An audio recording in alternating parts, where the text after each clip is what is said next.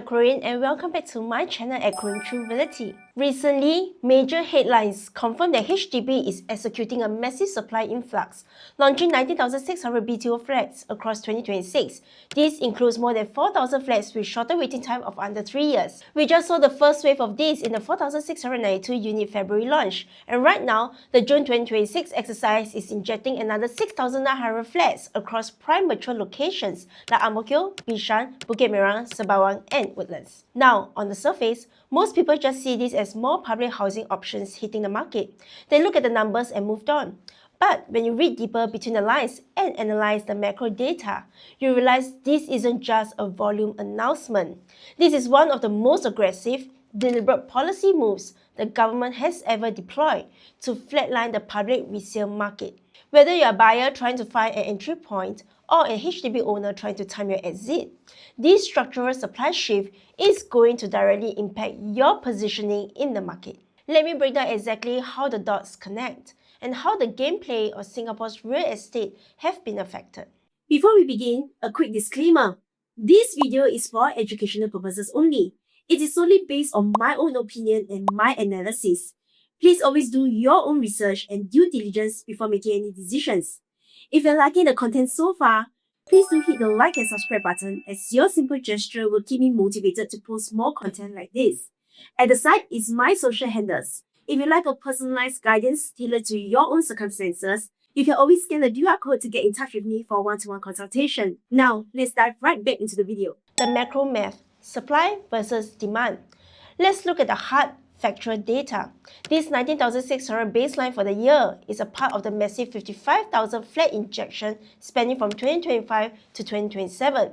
Most casual consumers just read it as more units are coming to the market and therefore prices should moderate down. But they are completely missing the structural intent behind these numbers, because if you are the government today, what is the best way to control housing prices? Even by introducing more cooling measures, buyers who have a need for home and shelter are still forced to buy. Therefore, the best way to cool a heated market with a strong demand is to increase the supply. Injecting these 55,000 new flats, the government is explicitly using overwhelming supply to force a behavioral shift and pull demand out of the resale market. Let's look at the math from the latest HDB data releases. The annualized organic demand from household formation in Singapore calls for roughly 13,268 units per year. Yet, look at what the government is building. Between the 102,300 flats delivered from 2021 to 2025 and the current 55,000 plus pipeline running through 2027, HDB is maintaining an actual supply rate of about 22,471 BTO units per year. The public housing supply is running at practically double the organic demand. To understand why the government is stepping in so aggressively to depress the resale market, we first need to understand the structural anomaly that drove resale prices into overdrive in the very first place. The COVID anomalies and the urgent premium. Let's rewind all the way back to COVID-19 disruption period. During the pandemic, construction came to a halt. Manpower shortages and supply chain disruptions severely choked the completion of ongoing projects. The BTO pipeline froze. Everything was on a standstill. Waiting times for a standard BTO flat ballooned out to 4 years or even 5 years. Put yourself in the shoes of a consumer during that period of time.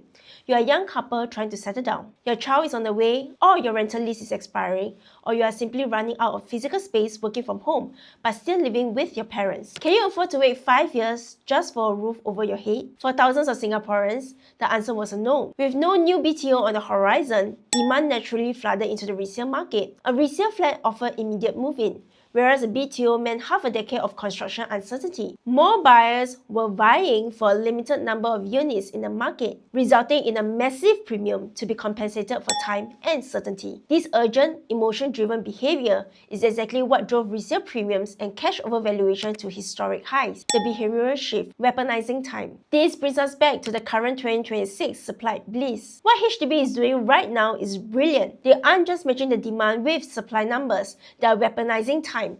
Public housing markets are fundamentally driven by consumer behavior. The moment you strip away the emotions of panic and urgency, consumer decisions can pivot from emotional to rational. Look at February and June 2026 launches. Projects like Tampines Bliss are offering a completion of just 1 year and 11 months. Tampines Nova is clocking in at 2 years and 8 months. The moment you introduce thousands of units with a waiting time of less than 3 years, the calculus changes. A buyer can now secure a brand new 99-year lease flat, fully backed by heavy government subsidies. Although the moving period is slightly longer than a resale unit of the usual 3 to 6 months time, it is still at a faster timeline than 5 years of waiting time, without the need to pay an inflated cash premium. The artificial resale that sustained the resale boom has been absorbed by the market over time.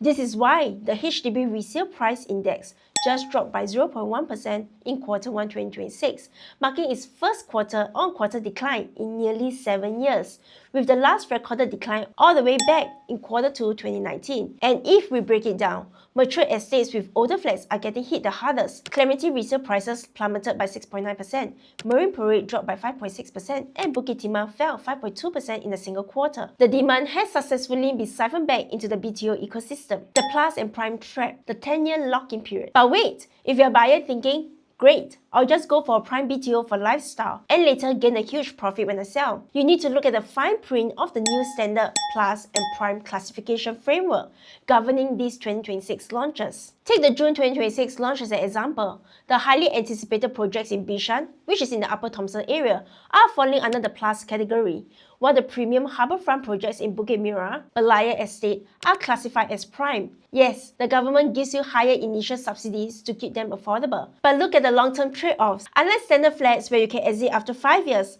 plus and prime flats lock you in for a mandatory 10-year minimum occupation period. If you factor in just a 3-year construction period, you are financially locked into that single asset for 13 years before you can finally progress. On top of that, there is subsidy clawback based on your sale price. Let's take a look at how your asset progression timeline would be like if you choose this route. Assuming you are 30 years old, looking to buy your first property, this breakdown highlights that choosing a plus or prime BTO flat traps your capital for 13 years, a 3-year build time plus a 10-year minimum occupation period, compared to just 8 years for a standard flat.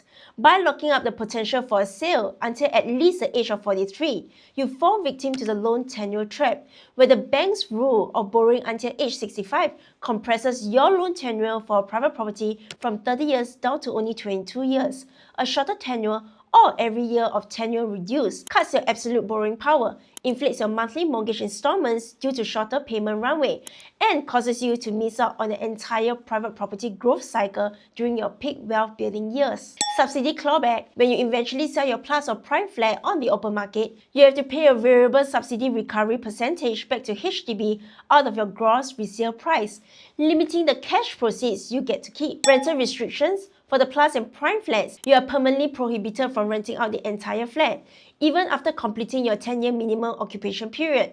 Your alternate strategy to become a landlord and collect renter is completely out of the question. This new standard, plus and prime framework is structurally engineered to eliminate the massive windfall profits that previous generations of HDB owners enjoyed. The government has made its stance explicitly clear.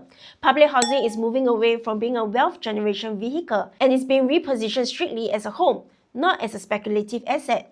If your ultimate goal is wealth accumulation and upgrading into the private real estate market, getting locked into a plus or prime flat is a massive financial compromise. You are freezing your financial deployment during your primary wealth building years. Think about the math of this timeline trap. You are locked in for roughly 13 years or longer depending on the construction building phase, and when the MOP is finally up, you don't just transition smoothly into the private market. Exiting at age 43 or older means hitting a massive financial brick wall. Your sales proceeds are clipped by the subsidy clawback. Your maximum loan tenure is shortened by your age, and your capacity to take on risk is naturally lower. With lesser cash on hand and limited loan quantum the bank is willing to grant you, you are forced to either cough up significantly larger upfront cash down payment or abandon your upgrading aspirations entirely. By prioritizing a premium HDB today, you are fundamentally undercutting your ability to scale into the private real estate market tomorrow. While the stats show that the public housing market flatlined and dipped, the private residential market is telling a completely different story. According to the latest URA private residential property data reports, private home prices rose overall, but the real explosion happened outside of the central region, OCR, which surged ahead by 2.2% in a single quarter. Let's translate that 2.2% into real dollars so you can understand the financial burden. If you're looking at a standard 3-bedroom mass market private condo in the OCR priced at $1.6 million to $1.8 million, a 2.2% increase adds $35,000 to $39,000 to the asking price in just 3 months. While HDB prices lose momentum with an influx of supply, the private property market is surging ahead.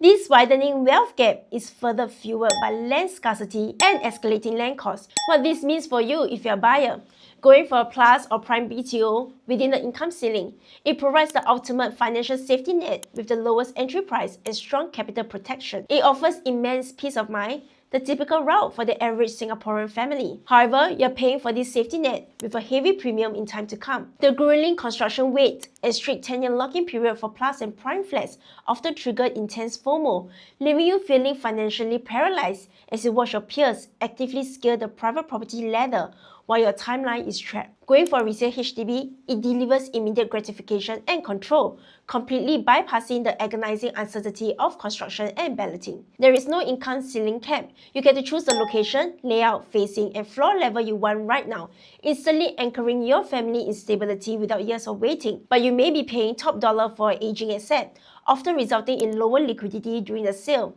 The toll is the underlying anxiety of lease decay, the realization that you bought at a premium and your property is slowly transitioning from a supposedly appreciating asset into a depreciating one.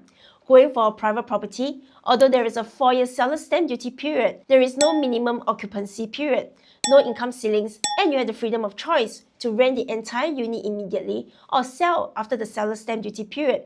With SORA and a multi-year low of 1%, this is one of the most affordable financing windows we have seen in years. You are heavily incentivized to use cheap leverage to acquire a high-growth asset that entirely escapes the heavily regulated public housing system. If you're a HDB owner planning to upgrade, this is your critical reality check. The public housing market has paused, while the private market is grinding higher. The price gap between your public resale flat and the private condo is widening as we speak. Your most critical asset you can unlock from your HDB is cash. According to HDB resale data for the first quarter, the number of HDB flats completing their MOP nearly doubles from an 11-year low of 6,973 units in 2025 to 13,480 units in 2026, a 93.3% year-on-year jump that puts pipeline resale supply at its highest in 2023, with a massive supply of 13,480 flats hitting their MOP in 2026, led by massive cluster in Punggol, Queenstown, and Tampines. You are competing against a flood of secondary supply. If you wait too long and allow natural market forces to drag your resale value down instead of making a controlled adjustment, you are actively eroding your own liquidity. Remember, your proceeds must first clear your outstanding loan and refund your CPF principal plus accrued interest before it goes to you as cash to fund for your next private property down payment. Since these financial obligations are fixed regardless of what your home sells for, any drop in your eventual sale price is subtracted directly, dollar for dollar, from your final cash profit. The outro, asset insulation. The data shows a clear path forward. The golden window of low-cost land accumulated right after the 2022 GFA harmonization announcement is coming to an end. The upcoming wave of private launches from second half of 2026 to 2027 will fundamentally reflect the new 20% to 40% higher land costs. If you want to protect your hard-earned cash, stop hoping for a price drop that is counterintuitive to the rising land bids. Let's sit down, look at your actual numbers, and build a calculated risk-managed roadmap for your property journey. You can give me a call or drop me a WhatsApp directly at 88-826-826 to secure your private one-to-one consultation with me. Let's protect your timeline, insulate your capital, and make your next move your smartest move. Thank you so much for watching and staying till the end. If you have found value in this analysis, please remember to hit that like button, share this video with someone who needs a reality check on their property portfolio and property roadmap timeline, and subscribe to keep this channel growing. I'm Corinne, your trusted real estate advisor, helping you navigate every property move with confidence and clarity. This is Corinne True Realty signing off. Clarity, strategy, results. I'll see you in the next episode. Bye! We'll be right back.